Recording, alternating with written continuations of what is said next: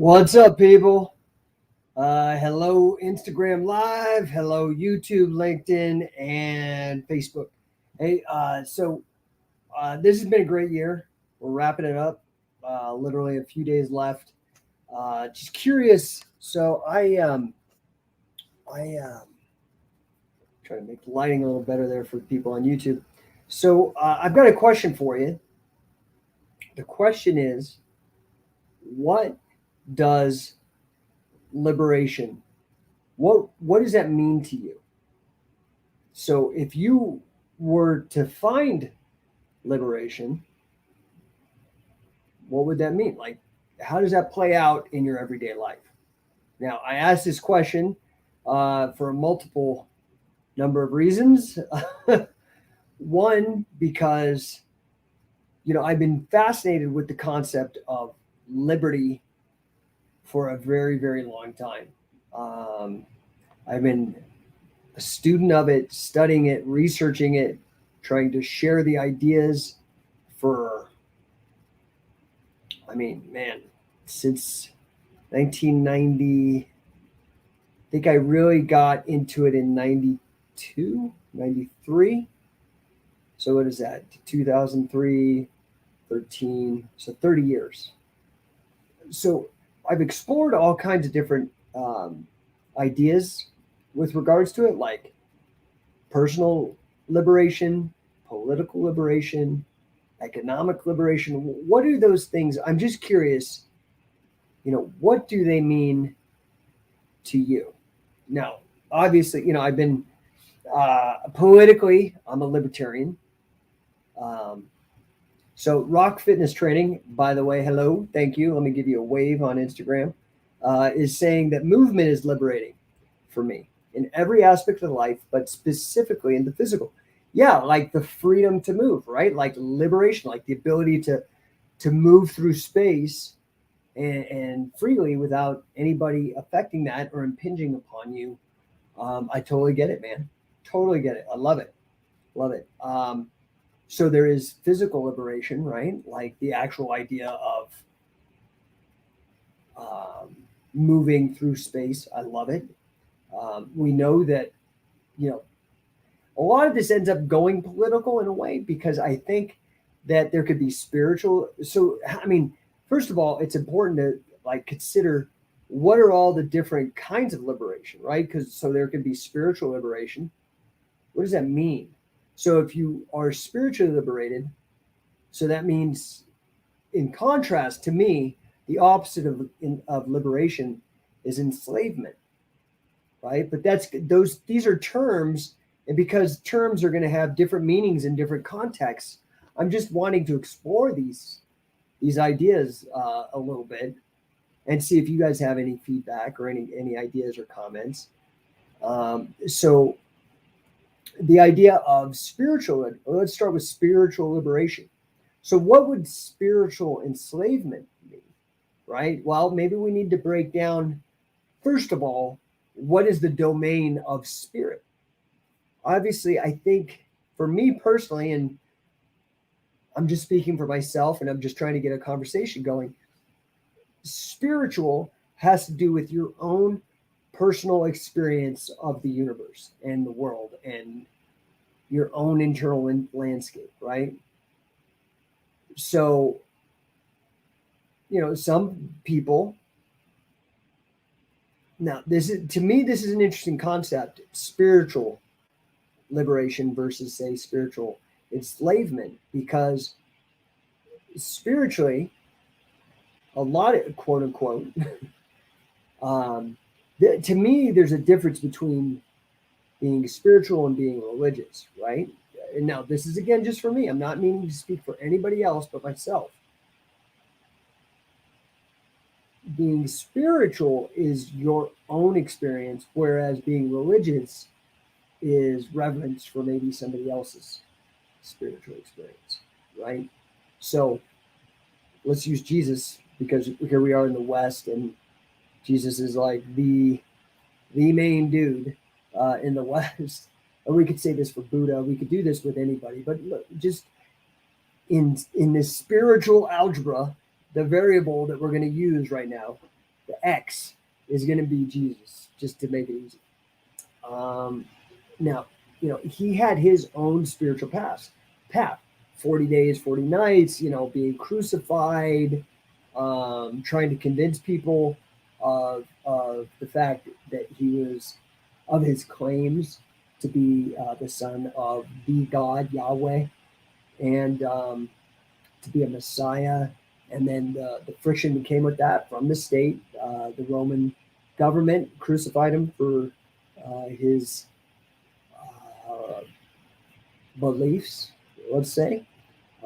So, to me, the idea of spirituality is a reverence for your own journey, right? Like your own personal, intimate, only knowable to you. You honestly can't really share it with another person because it's deeply individualistic. This is, again, my perspective. I could be either wrong or you define it differently. This is how I define it. So, spirituality is your own internal journey and the search for meaning in this universe. And, the things that are explicitly not scientific now, again, that term scientific has been really abused, especially lately. But, I mean, maybe a better word is objective, something that everybody could see and verify and say, like, hey, there is a bicycle there, right? Like if you see, or right there is a flag. So, and please forgive me if this gets too obscure or abstract, but to me, spiritual is your own personal journey. So, what would spiritual liberation mean? Maybe the best way to define that is in contrast to, say, spiritual enslavement. So maybe let's consider, what would spiritual enslavement entail? I mean, I think enslavement automatically kind of like you can infer that there is some sort of lack of consent or force, being forced to do something or something against your will, against your consent. Okay. So perhaps spiritual enslavement is being told or forced into a belief system.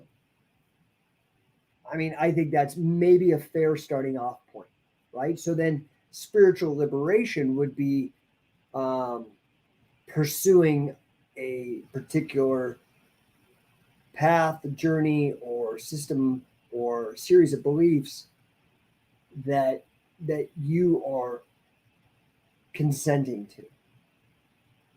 Fair? Okay. So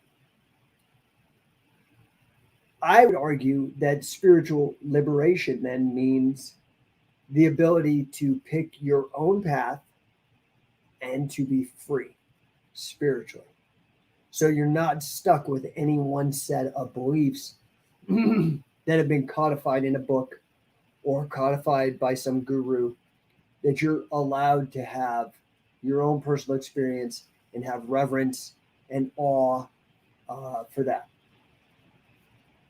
If I'm wrong, I'd love to hear your view or your definitions of what spiritual liberation is, especially in contrast to the idea of spiritual enslavement. I'd love to hear that, just because I'd love to hear your perspective. It's got to be, maybe it's the same as mine, but I'm really more interested in those that maybe have a slightly different perspective to inspire some thought here. I mean, really, this is like kind of brainstorming for me.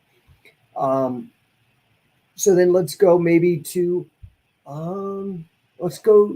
financial liberation, right? So we flipped from going kind of,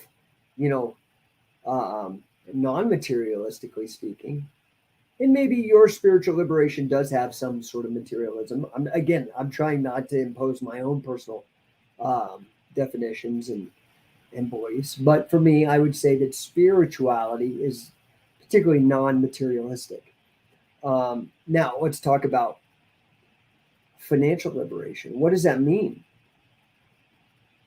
I would think that a financially liberated person is free from financial constraints, financial enslavement, maybe financial obligations. However, many financial obligations are consensual. You have to actually sign, like on debt, you have to sign your signature. That is basically saying that you consent to the agreement expressly written. So, I'm just dealing with the definitions here, right? So, consent means you have you understand it, you're fully informed, and you have agreed. Not under duress. Obviously, I don't count any kind of agreement made under duress. I don't consider that consensual or free, a free decision. So even if you've gotten yourself into debt, maybe you got student loans. I hear a lot of people saying, "Oh, Biden, you got to get debt relief. You got to do." Did you spend the money? Who's responsible there, dude?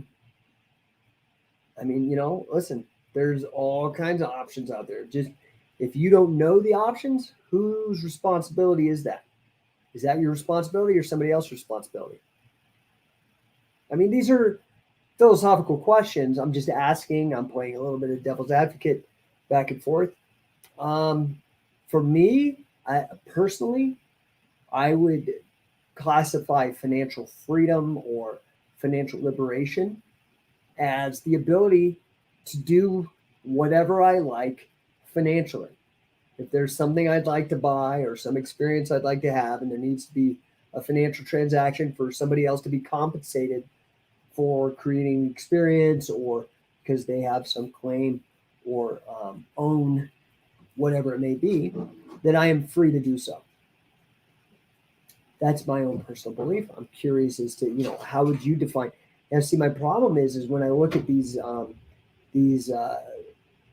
idealists, these utopians, who, whether you're communist or anarchist on either side, left or right, whatever, like, I think we need to really look closely at the words and the meaning and the context, because these are not just cut and dry. These can be completely contextual, and sometimes the meaning of words can be broad and not very specific and narrow, and that's why you have to define your terms. So,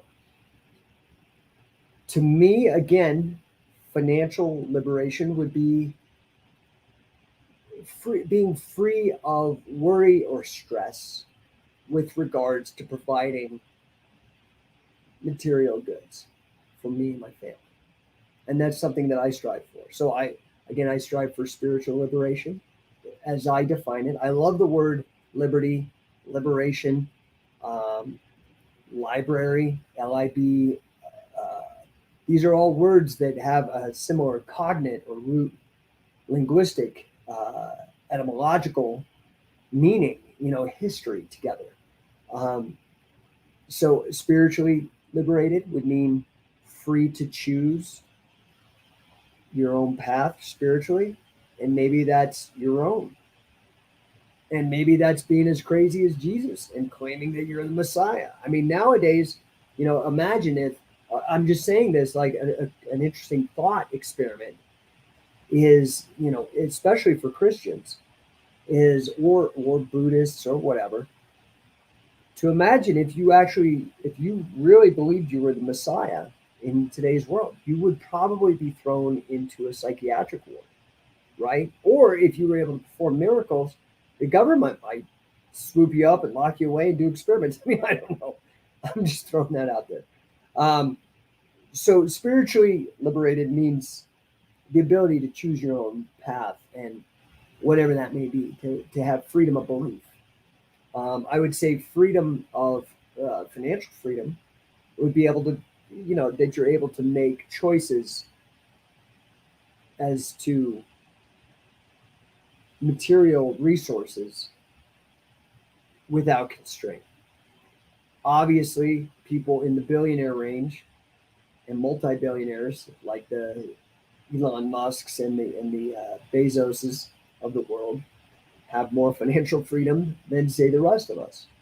Okay. So now, spiritual liberation, financial liberation, what would personal liberation? I mean, is that like in your own personal relationships? Do you have freedom to do what you want? Now, again, I do not put constraints made by agreements.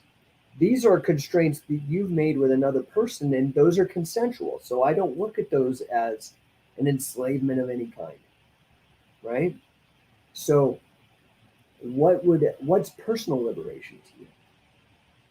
To me, personal liberation is this idea that, you know, I have free reign. As you know, again, and this is my own bias. I mean, just sharing it with you. As a libertarian, I believe that I am completely ethical in any action I take, as long as there is, I'm not harming somebody,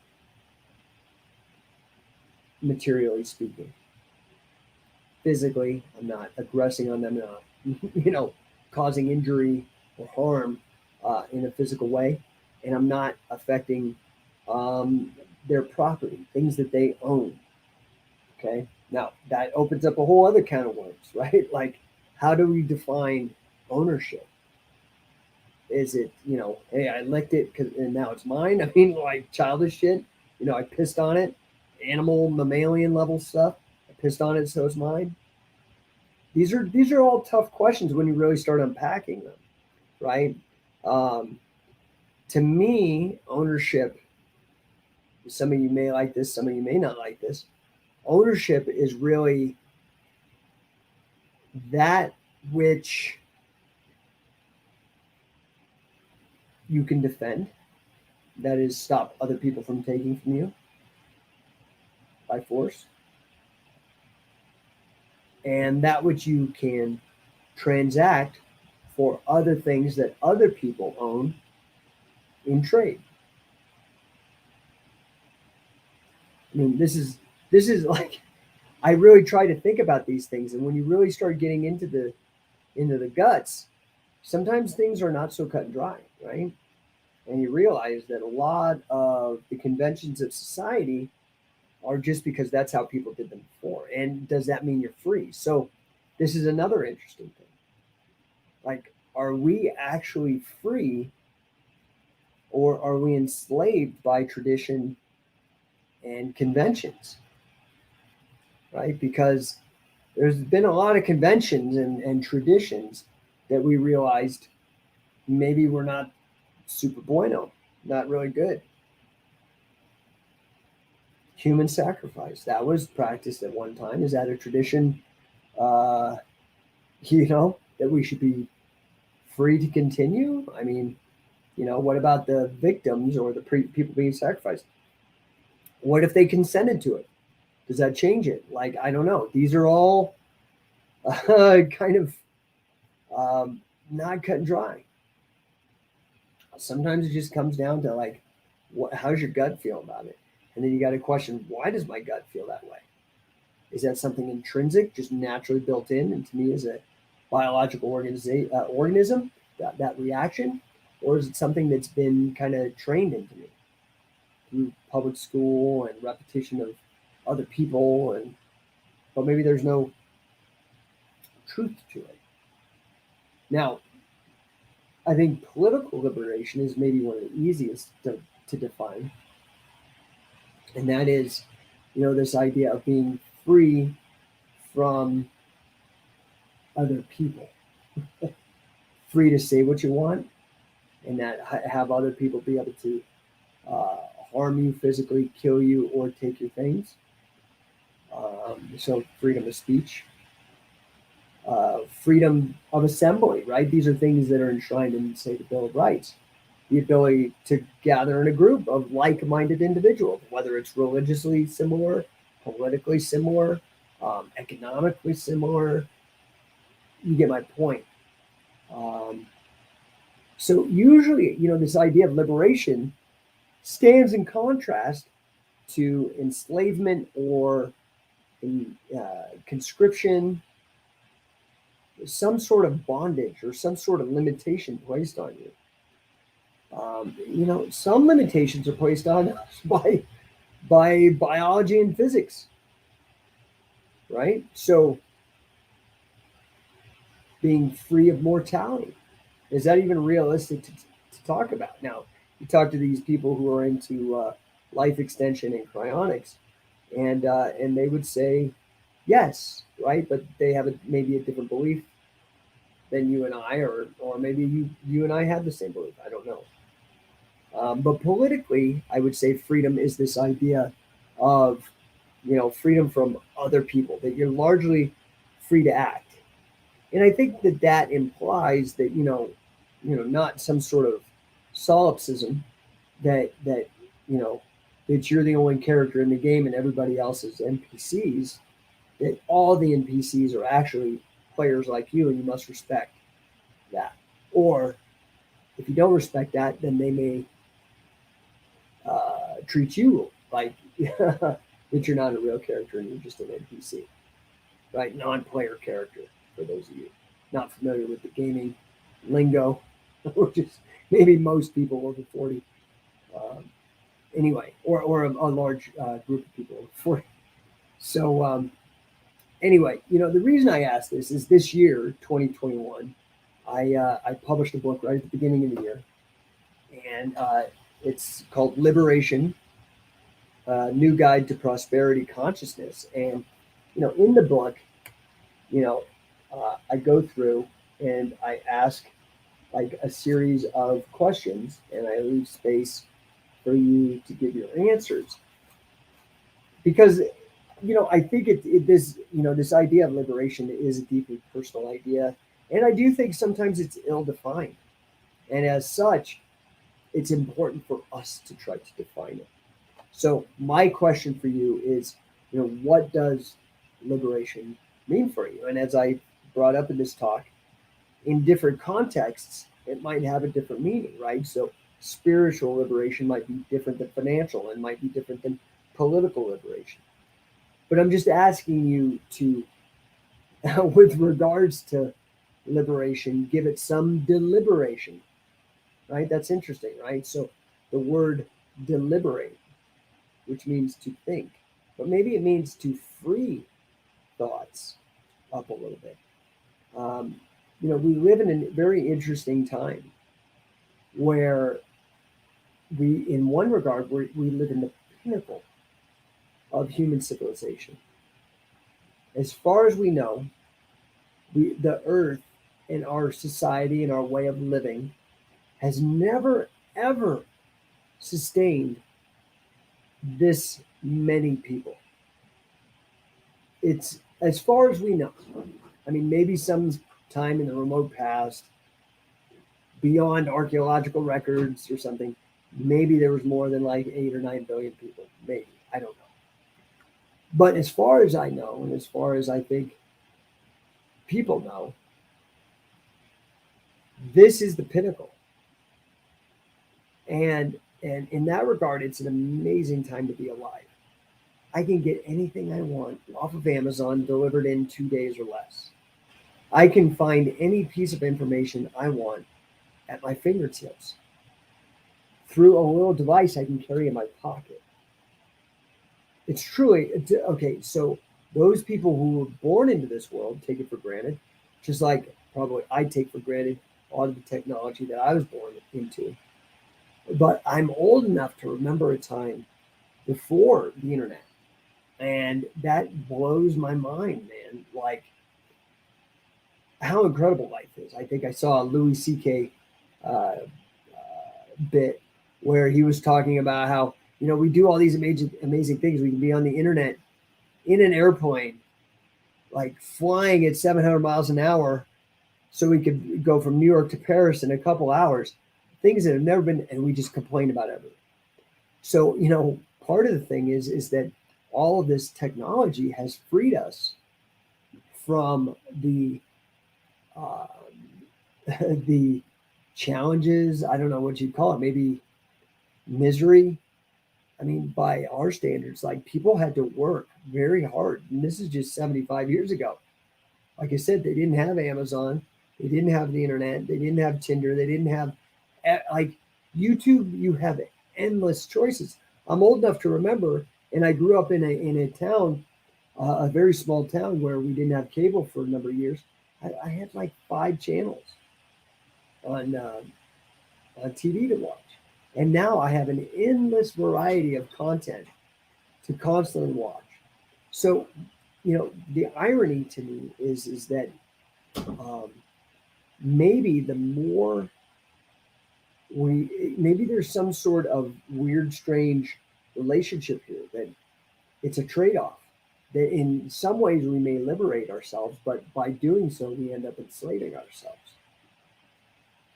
Something interesting to contemplate. I would love to hear your thoughts. Please, put them in the comments or DM me or whatever.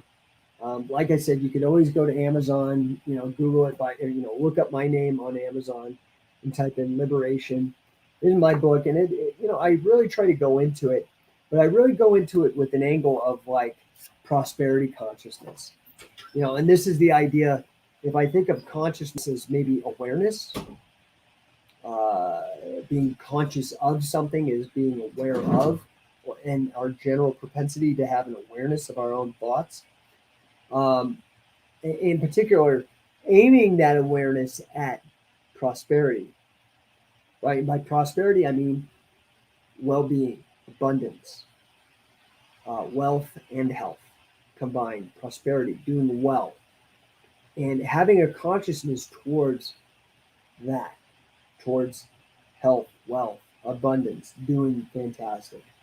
So, in the book, I do my very best to ask these questions to hopefully provoke answers that maybe you've never contemplated these questions before, and because of that you've never had to work out the answers, and I think there is value in that. So it's at Amazon, it's super cheap, you can pick it up, and it is a workbook. So you end up, it asks you a question and you challenge to write these out and think about that, and the questions kind of stack. So it's very Socratic. If you're familiar with the Socratic method, it's very Socratic. So um, anyway, I won't keep you. It's Friday night. It's speaking of prosperity, like you guys should get out and have one hell of a good time. It's a great time to be alive. I know that there are threats to liberation, political liberation, spiritual liberation, financial liberation, personal liberation, and I'm probably forgetting some.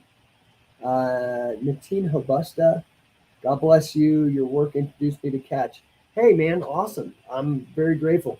Listen, I'm just a nerd. I'm probably the biggest nerd for Catch. I'm obsessed with it. I've been obsessed with the subject for, man, since the late 90s. And I've shared all my research, and I appreciate you guys supporting that. So I'm very grateful for that, and thank you. God bless you back. GSA.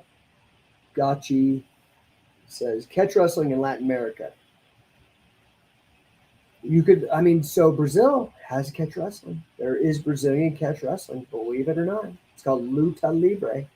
Now, it's because they've spent so much time battling Brazilian Jiu-Jitsu, the Brazilian catch has really adopted a lot of the strategies from Brazilian Jiu-Jitsu, but it still retains a lot of the catch. Now, hey, I encourage you to look it up, check it out. GSA Gachi says Brazil sucks. I mean, I don't know about that. For some people, I'm sure it sucks. Other people, they love it. I don't really, I'm pretty agnostic about it. I don't have an opinion about Brazil. I've never been there. I've met a few Brazilian people, mostly through grappling. They've been very nice people. There's problems there, just like there are problems in the rest of the world. Huge income disparities and whatnot. So that said, I'm just grateful that you find uh, the work that I've done in Catch Can Wrestling worthwhile.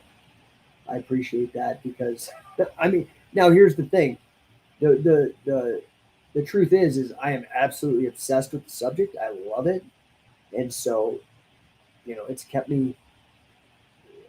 It's a research program that I've loved for multiple decades now, and I'm just appreciative that there's so many people out there that have looked at the things that I've done and have modeled and mimicked what I've done, I appreciate that. I don't get down on any of that. The only thing that bugs me is when people don't give credit where it's due. That's my own personal thing. It doesn't matter. I can't do much about it. People are people. So, um, but yeah, catch as catch can wrestling is very, very important to me as a person. But I have many interests. Catch can is just probably the one maybe that I'm known for the most. But like business development, I'm absolutely obsessed with it because I think that is the ultimate expression of prosperity consciousness is entrepreneurship. So I've been able to marry my own passion for catch as catch can wrestling with entrepreneurship, which has been fantastic because what that really does and what I've been doing before there was even a word for it is really crowdfunding the research program that I've been on. And I appreciate all you guys. I'm getting some more questions on Instagram over here. Catch wrestling in the future, assuming there is a future. I mean, the thing is about catch as catch can is that, man, it's very human. I don't think it's going to go away. And in fact, my opinion is the harder things get, the more popular catch as catch can will be. Because the reality is this: it's a very, very hard grappling sport. I think today, in today's world, most people are very familiar with submission grappling, this idea where you tap or you concede, you say, I quit. That's challenging. That's a difficult game. It is. But when you add in two vectors to win, similar to MMA has two vectors. So now grappling, you could argue, and now this is where it gets weird. So, okay, so if you're grappling a system and they have points as well as submission, you have two vectors, two ways to win, right? Now that happens in wrestling, amateur wrestling as well. You can win with the pin, and you can win with points, right? Now catch as catch can. Now some people, like Josh Barnett, my friend Josh, he's promoting his own rule set of catch as catch can wrestling, and he includes points. So there's three ways to win if you enter one of Josh's tournaments, right? The rule set that I co-developed with Carl Gotch, there's two ways to win with a tap or a pin. Now that's similar to MMA, which is a knockout or a pin, but they also, actually they have three because there's if it goes to a decision, there's points.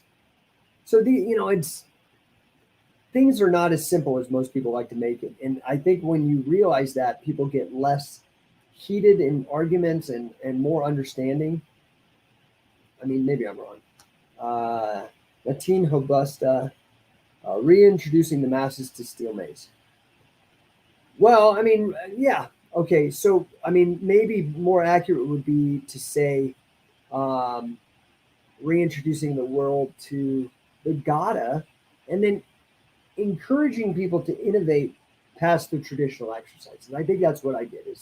Is I reintroduced people to these ideas, of like the 10 to 2 swing. Okay, I love it. That's my favorite. That's what I do mostly. I don't do a whole lot of other kind of exercises with the mace. However, if you go and look at my DVD, which is the first to be released in modern times, actually the only one, the only DVD or the only video instructional to be the first to be released ever in all of mankind, because the technology didn't exist back in the day. I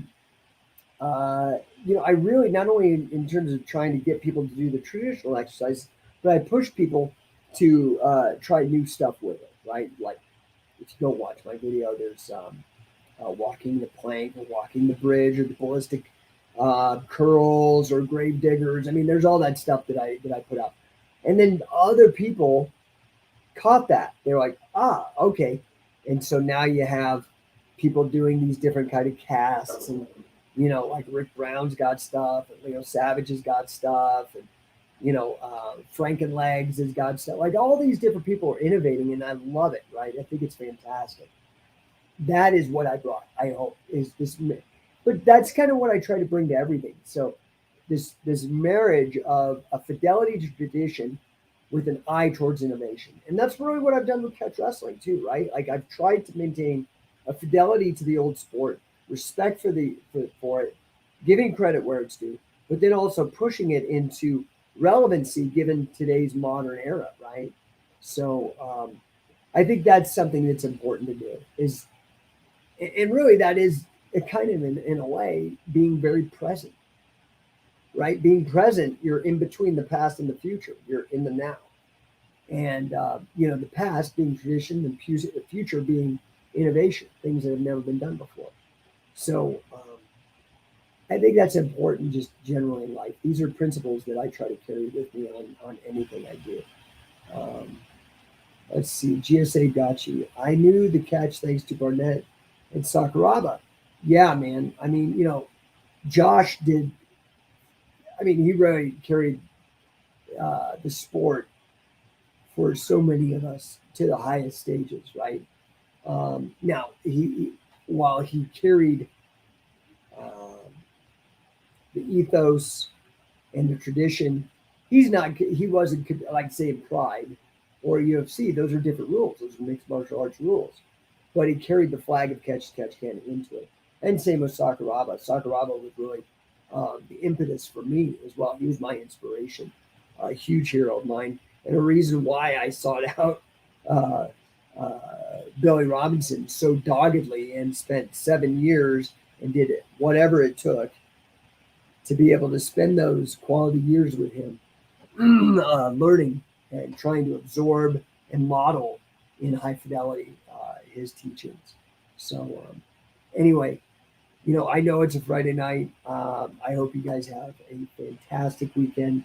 I will try to come back and jump on uh, just live again to come on and bullshit and stuff. I appreciate you guys, all you guys coming on and commenting and giving me your thoughts and sharing with me. I'm not I try to be an agreeable person. I have my own beliefs. I don't want anybody infringing on my own decisions or will. But I try not to do that on other people. I do, I think that's the beauty of philosophy and conversation is that you're just sharing information in your own perspective, and maybe somebody else will learn from it, maybe not, but it is what it is. So cheers to you guys. I appreciate you. Have a fantastic weekend. I've got a weekend of kid stuff. My kids are off school for like 3 weeks until after the new year. So we're gonna go see the Spider-Man movie, No Way Home. I'm excited. Spider-Man's cool, but I'm excited because I like Doctor Strange. I like all the magic stuff.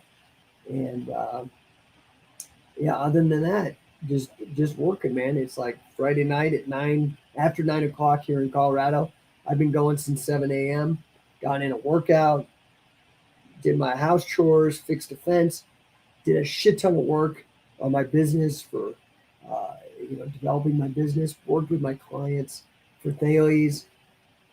2022, I worked on some really cool shit for scientific wrestling. I appreciate you guys. Again, I want to give you guys the ability to prosper. And so 2022, I've got some really cool stuff. It's going to allow you, those of you who are supporters, and it's my chance to get back to you guys to let you also start making some money with your own love of catch can wrestling, and to stand out and to really do so with a brand that has the highest integrity and best interests at heart. I appreciate you guys. I will see you maybe tomorrow. I'll try to get on tomorrow. I'm not making any promises, but I'll probably be here about the same time. I try to come on again Mountain Time. I'm in Colorado. Between 7 and 8 o'clock, I try to come on and say hi to you guys. But I appreciate you, and leave any comments or any answers to questions in the comments below. I appreciate it because I do want to hear what you have to say. Talk to you guys soon. Have a great weekend. Thank you so much. And like I said, feel free to you can DM me whatever. If I can help you, I will. That's important.